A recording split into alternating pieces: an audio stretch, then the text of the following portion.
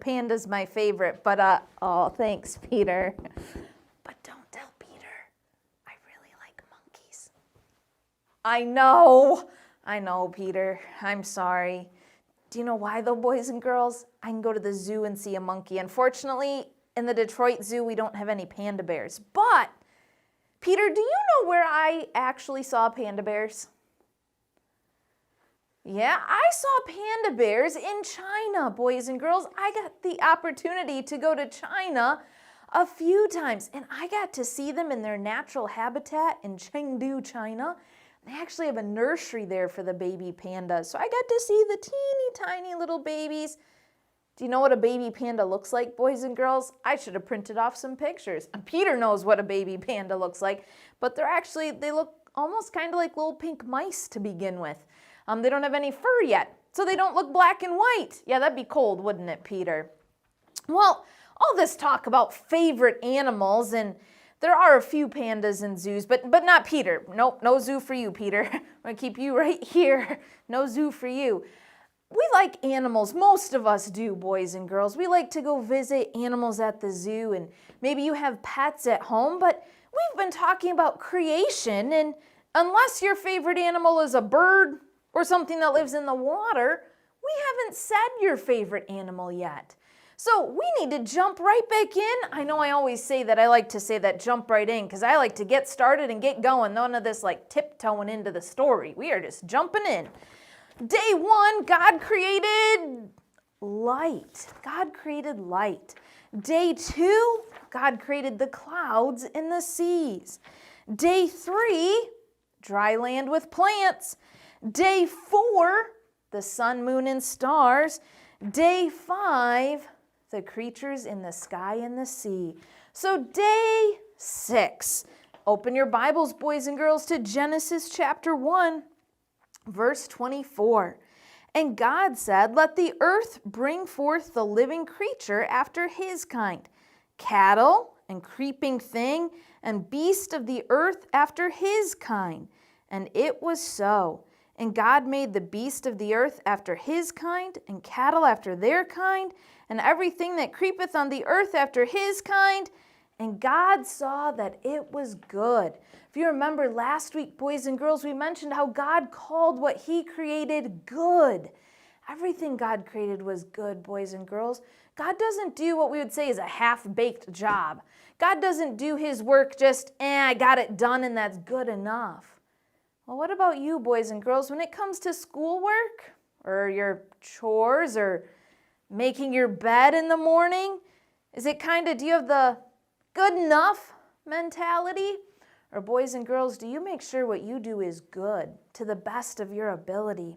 Well, God didn't just say it was good enough. God created everything good, and he made the bears and the giraffes and all sorts of animals, and he created them on day 6. But God looked around and he saw the fish and he saw the birds and he saw the lions and the giraffes and the animals, and that was great, but something was missing. God wanted to create something else. And boys and girls, this didn't happen billions and billions of years ago. We're talking about God creating in 6 days. It didn't take many, many years between each thing God created, just 6 days. Well, the thing that God looked around at this point and he saw was missing was basically you and me, boys and girls. There were no people. Boys and girls, what makes people different from animals? Do you know the difference? Yeah, God created us in his image. God created us like him so we could talk to him and have fellowship with him. And I'm kind of jumping ahead of myself, so I better get back to the order of the Bible. In verse 26, it says, and God said, let us make man in our image, after our likeness, and let them have dominion over the fish of the sea, and over the fowl of the air, and over the cattle, and over all the earth, and over every creeping thing that creepeth on the earth. So God created man in his own image. In the image of God created he him, male and female created he them. Boys and girls, God created Adam, the very first man, on day 6. And God saw Adam and He gave Adam a special job. Adam had a unique job that I was thinking about. Some of you boys and girls have pets at home, and you might have had a hard time naming your pet, getting your whole family to agree on a name for that pet. Yeah, Pastor Josh and I, we went to pick out a dog one time, and you want to know how many dogs we came home with when we went to get one? No idea, Peter? We came home with 2. Oh, no, 4? No, we didn't come home with 4. We later had 4, but we went for 1 and came home with 2. Kind of because my mom and my brother liked the little dog that was the runt after I'd already picked out another dog. But we didn't have to agree on a name because we each got to pick a name. But God gave Adam the unique job of naming all of the animals. When you start to name the animals, think of all the different animals. What a tiring job that probably was for Adam. But he was doing that, and God looked and he thought, you know what? Adam looks lonely. The boy bears have girl bears, and the boy giraffes have girl giraffes, and Adam was the only man, the only human. He said, you know what? Adam needs a companion. Adam needs a girl. I know, right? Crazy.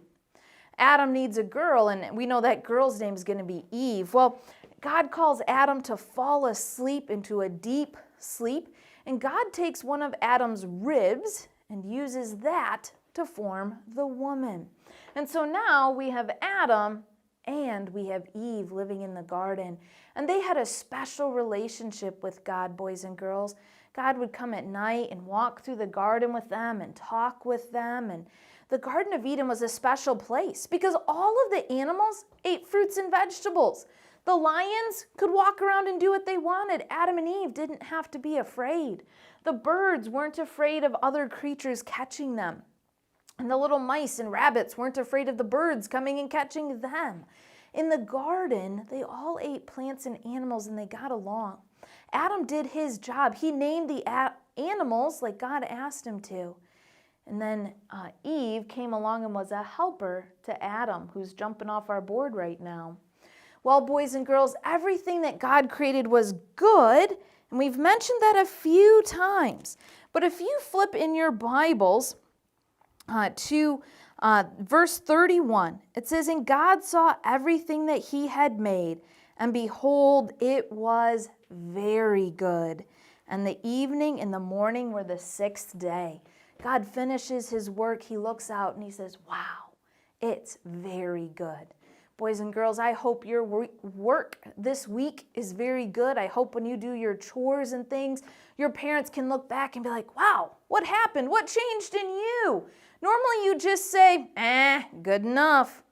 Boys and girls, I hope your parents and teachers can look and see that what you did was very good. One final thing is on day 7, on the 7th day, God said all he had made was very good, and then he rested. Day 7, God rested, not because God needed to rest, but to give us the example of working 6 days and resting on the 7th. God knew our physical bodies would need rest. Well, I hope you boys and girls have a great week. Looking forward to seeing you next